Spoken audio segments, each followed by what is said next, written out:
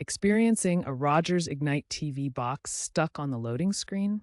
This usually happens during startup, preventing you from accessing your TV service. The first step is activation.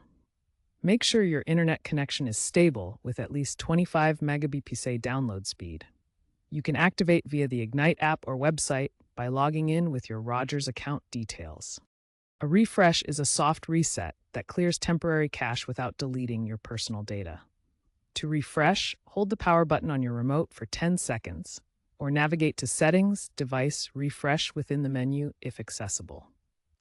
Give the device time to restart and attempt both steps multiple times. If activation and refresh don't solve the issue, a factory reset is the next step, though it will erase all custom settings, apps, and user data, restoring the box to its original state. Access this option by going to Settings, Device, Factory Reset, or by holding the Reset button on the back of the box for 30 seconds.